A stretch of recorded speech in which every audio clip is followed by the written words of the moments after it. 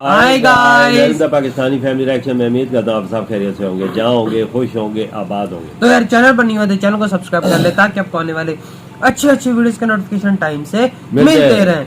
तो यार अगर आप लोगों ने इंस्टाग्राम पर फॉलो नहीं किया तो फॉलो कर सकते हैं, वहाँ पर बात करनी कर सकते हैं, इन्फॉर्मेशन देनी हो तो दे सकते हैं। इंस्टाग्राम का लिंक आप लोगों को मिल जाएगा डिस्क्रिप्शन सेक्शन में। तो भाई जर्मनी ने अमेरिका को धोखा बहुत ही बड़ा दे डाला है और उसने अपने साथ साथ इंडिया का भी रास्ता साफ कर दिया। अच्छा जी, क्या तो धोखा दिया है जी? अब ये तो नहीं पता अमेरिका को क्या धोखा दिया और भारत का क्या रास्ता साफ देखते किया, वीडियो। ये तो देख ही पता लगेगा। क्योंकि अमेरिका आजकल बहुत बड़ी रुकावटें बना हुआ है, चाहे इंडिया के आगे भी, लेकिन इंडिया कौन सी सुन रहा है अमेरिका की। सही बात। तो वीडियो देख लेते हैं जल्दी से, काउंटिंग करते हैं 3 2 1 एंड स्टार्ट। पिछले कल मैंने आपको बताया था कि किस तरह से नाटो देशों के अंदर ये सहमति नहीं बन पा रही है कि यूक्रेन की मदद के लिए फाइटर जेट्स भेजने हैं या फिर नहीं। फाइटर जेट्स के बाद अब एक और मुद्दा सामने आ गया है जिसको लेकर नाटो के सभी देशों के बीच सहमति नहीं बन पा रही है। अच्छा। और वो है रशिया से क्रूड ऑयल और गैस परचेज करने का मुद्दा। अच्छा। यूक्रेन रशिया युद्ध के कारण क्रूड ऑयल के प्राइसेस इंटरनेशनल मार्केट में पिछले 4 महीनों में डबल हो गए हैं। ये आंकड़ा एक समय में $139 पर बैरल तक भी चले गया था और कई एक्सपर्ट्स का कहना है कि आगे आने वाले कुछ महीनों तक क्रूड ऑयल के प्राइसेस 185 से लेकर $200 पर बैरल तक भी जा सकते हैं। क्रूड ऑयल के प्राइसेस बढ़ने के कारण न सिर्फ diesel, petrol, LPG gas, jet fuel, kerosene, fertilisers और केमिकल जैसे कई सारे पेट्रोलियम प्रोडक्ट्स की कॉस्ट बढ़ेगी, बल्कि बाकी भी सारी चीजों की ट्रांसपोर्टेशन और मैन्युफैक्चरिंग कॉस्ट भी बढ़ जाएगी। किसी भी सामान को फैक्ट्री से कंज्यूमर तक पहुंचाने की कॉस्ट बढ़ने के कारण मार्केट में अचानक से महंगाई आ जाएगी, इकोनॉमिक ग्रोथ रेट कम हो जाता है और जिस स्पीड से अर्थव्यवस्था बढ़ रही होती है उसमें ब्रेक लग जाता है।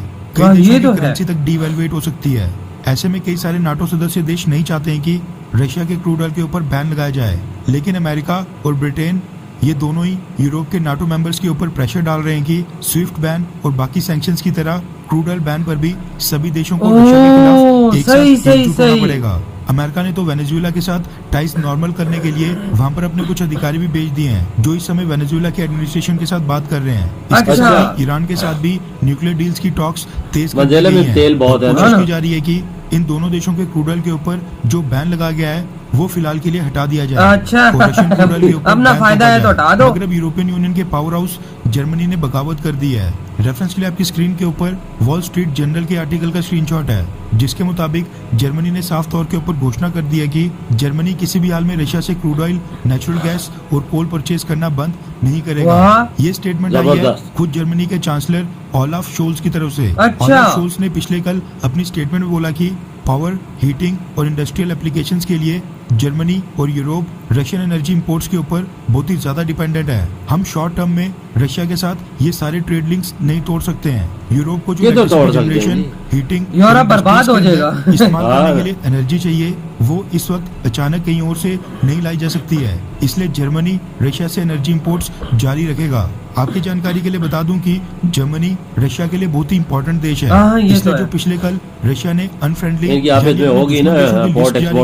उसमें कई यूरोपियन और वेस्टर्न देशों के साथ जर्मनी का नाम नहीं था। इसके पीछे का कारण है कि जर्मनी रशियन गैस, ऑयल और कोल का सबसे बड़ा बायर है। अच्छा। जितनी नेचुरल गैस एक्सपोर्ट करता है उसका 50% अकेले जर्मनी परचेज करता है। इसके अलावा कोल की बात करें तो भाई साहब से बड़ा खरीदार है जर्मनी, उसका 30 से 35% अकेले जर्मनी परचेज करता है। अच्छा। वहीं क्रूड ऑयल की बात करें तो रशिया टोटल जितना क्रूड ऑयल एक्सपोर्ट करता है उसका 25% अकेले जर्मनी परचेज करता है। ऐसे में जर्मनी का नाटो देशों से बगावत करना रशिया के लिए बहुत ही फायदेमंद साबित होगा। इसके साथ मैं यहाँ पर एक और बात ऐड करना चाहता हूँ, वो ये कि जर्मनी पूरे यूरोपियन यूनियन को चलाता है, एक तरह से यूरोपियन यूनियन का लीडर है। ऐसे में अगर जर्मनी रशिया से एनर्जी इंपोर्ट्स जारी रखेगा तो उसके नक्शे कदमों पर और कई सारे यूरोपियन देश चलेंगे और रशिया से एनर्जी इंपोर्ट्स जारी रखेंगे। इसलिए फाइटर जेट्स के बाद एनर्जी इंपोर्ट्स को लेकर भी नाटो देश डिवाइडेड नजर आ रहे हैं। भारत का इसमें बहुत ही बड़ा फायदा होने वाला है, क्योंकि अगर जर्मनी रशिया से क्रूड ऑयल, गैस और कोल परचेज करना बंद नहीं करेगा तो फिर भारत के लिए भी रशिया से क्रूड ऑयल परचेज करना और भी आसान हो जाएगा। आसान हो जाएगा और मार्केट प्राइस के ऊपर 25 से 27% का डिस्काउंट भी दिया है, जिससे भारत कई बिलियन डॉलर्स बचा सकता है। अगर जर्मनी को रशिया को पेमेंट करने में कोई दिक्कत नहीं, फिर भारत ने तो रशिया के बैंक्स के ऊपर कोई प्रतिबंध भी नहीं थोपे हैं। हमें कैसी दिक्कत? अगर जर्मनी अपने इंटरेस्ट को अमेरिका और नाटो से ऊपर रख सकता है, फिर भारत तो किसी भी वेस्टर्न ब्लॉक का हिस्सा भी नहीं है। हाँ, अगर मार्केट में वेनेजुएला और ईरान का क्रूड ऑयल आ जाए तो सिनेरियो चेंज हो सकता है। क्रूड ऑयल के प्राइसेस नीचे आ जाएंगे। उसके हाँ बाद फिर ना। हमें देखना होगा कि हमें सबसे सस्ता क्रूड ऑयल कहाँ से मिलेगा। खैर, आपको क्या लगता है कि रशिया की 27% डिस्काउंट वाली क्रूड ऑयल की डील भारत को एक्सेप्ट कर लेनी चाहिए? क्या रशिया से क्रूड ऑयल परचेज करना चाहिए? अबे क्या हाँ नहीं। या फिर ना? नीचे कमेंट करके अपनी राय जरूर बताएं। खरीदना चाहिए यार इंडिया और जो महंगा लेगा किसी और देश से, तो इससे अच्छा ये नहीं है कि इंडिया 25 से 27% डिस्काउंट रेट पे खरीदे। डिस्काउंट रेट पे ले।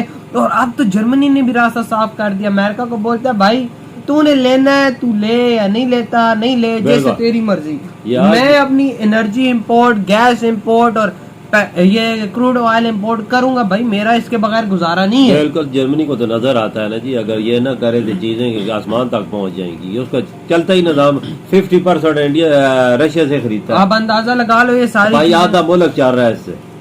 और अगर जर्मनी ना, फौरन कहता है कि ना। हाँ इस पे बैन लगाएंगे, नहीं, नहीं। पहले तो जर्मनी देखेगा मैं लूं कहाँ से। अब ये अमेरिका कह रहा है इस पे बैन लगाते हैं हाँ। और फिर ईरान और एक और देश है उस पे से बैन हटा देते हैं ताकि वो हमें तेल मेरे ईरान पे पाबंदियां क्यों लगा? क्यों लगे। अब भाई कितना दोगला है यार हाँ। अमेरिका को। मैं कहता हूँ शर्म नाम की इसके अंदर, गैरत नाम की चीज है ईरान में अमेरिका तरह के तरह अंदर। की पाबंदियां लगी हुई हैं। वो तेल नहीं बाहर इतना बेच सकता, कोई थोड़े बहुत मुल्कों को देता है और ज्यादा हाँ, कंट्री और को नहीं ऊपर देता। से फिर अमेरिका कहता है हम बैन हटा देंगे। हाँ। हद है। और ये एक बात है, ये अमेरिका की बहुत बड़ी चाल है रशिया को कमजोर करने की। बिल्कुल। लेकिन मजे की बात है यूरोपियन देश ऐसा रशिया के अंदर फंसे हुए ना बिल्कुल। कि वो रशिया से चाह के भी हट नहीं सकते। यार वजह सारे चीजें पैदा करने वाले रशिया है, एकदम किधर से बंद कर हाँ, वही उनका मुल्क उसी पे चल रहा है, तो किधर से बंद करे। एग्जैक्टली। और अमेरिका तो कहता है कि बंद करो, उसको तो कुछ नजर आ रहा होगा, और देशों को नजर ना आ रहा तो फिर क्या करेंगे। एग्जैक्टली भाई अमेरिका भाई इतना रिजर्व में पेट्रोल शेट्रोल पड़ा हुआ है कि 100-200 साल चला सकता वो है। मैंने खत्म होने सुना के है कि 50-60 साल तक रिजर्व इतना रखा हुआ है। जिधर इराक में जंग नहीं हुई थी, हाँ।